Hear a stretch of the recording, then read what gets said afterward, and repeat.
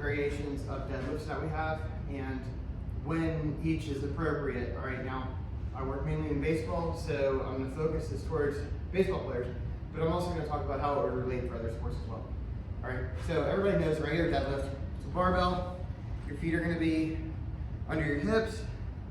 Bar's going to start up against your shins, overhand grip, right? And we stand up and put it back down. All right, as it gets heavy, a lot of athletes will try to go with a off grip with one hand underneath and pull it up like that, okay? Now, that's great for powerlifters, okay?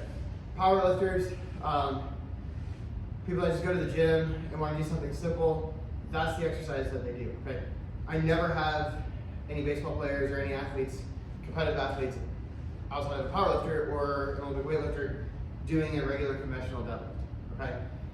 Having the bar in front of you like that puts a lot of extra strain coming forward, and that's when you can see some back issues, all right? Deadlift is all glutes and hamstrings. For baseball especially, or any throwing athlete, having that alternating grip here, if you accidentally or unintentionally try to pull up using your arms as opposed to just using your legs to push the floor away, that's when we see bicep ruptures, people tearing their biceps doing a deadlift, all right? So that's another reason I don't have athletes do this, okay? Sumo deadlift, I'm not a huge fan of it, outside of your competitive powerlifters, because that's what they do. So sumo deadlift is going to be here like this, and they're going to stand it up, all right? Not a lot of transfer over into sport, okay? I haven't had anybody do a sumo deadlift in probably at least 10 years, okay? All right, those are the deadlifts that everybody knows those as a deadlift, okay? Now, the next most common deadlift that we see is going to be a hex bar deadlift or a trap bar deadlift, right? So it's using this bar here. Right, now, this is what I have most athletes do, okay? More advanced high school athletes, college athletes, and then obviously my professional baseball players, right? Similar setup with the lower half, feet are going to be under the hips, right? I've got a neutral grip now, so the weight is distributed like with the center of my body as opposed to being out in front, okay?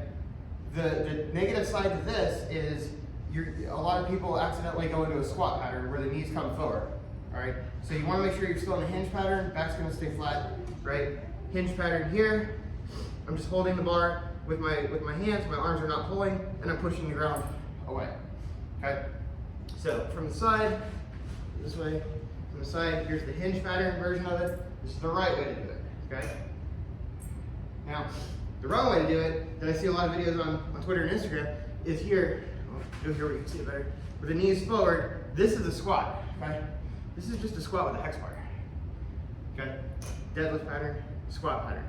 All right, now, for more advanced athletes, upper level high schoolers, college players, pros, anybody that's tall enough to use the hex bar, and we'll talk about that in a second, a stagger stance is really good and transfers really well over to the field. So stagger stance, you're gonna have your feet are gonna be about a foot width apart.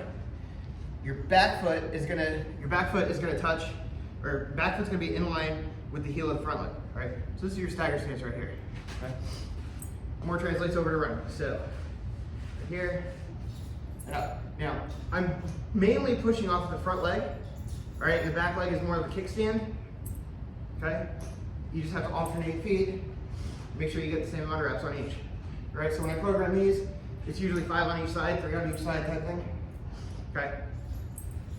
Also, doing that, it's a lot easier to avoid the squat pattern, right? Now, for younger athletes or shorter athletes, my 10-year-old son and my 8-year-old son, for example, they don't use the trap bar because the handles are too wide for them. So they're deadlifting out here, which puts more strain on the shoulders. All right, baseball players don't want to put more strain on the shoulders. We're trying to lower the stress on the shoulders in the weight room for baseball players. So make sure that the athlete's tall enough to be in here and hold it here as opposed to having a wide grip, okay? Now, for the athletes that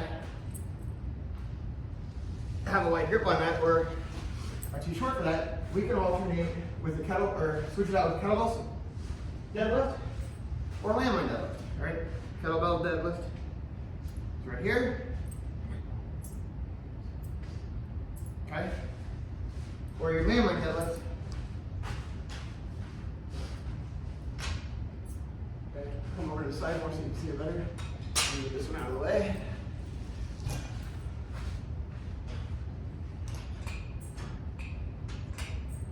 Okay, now with landmine deadlift,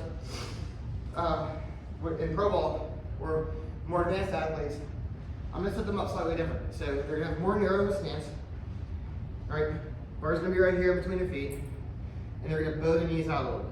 All right, so you're getting more this pattern. Now you're going to hinge, and you're loaded, and you pick it up. All right. With all of them, it's a hinge pattern, not a squat pattern. Right, so hinge is here, squat is here. All right, see the difference? Hinge, squat. All right, if you have any questions, feel free to reach out, DM me, post questions in the comments.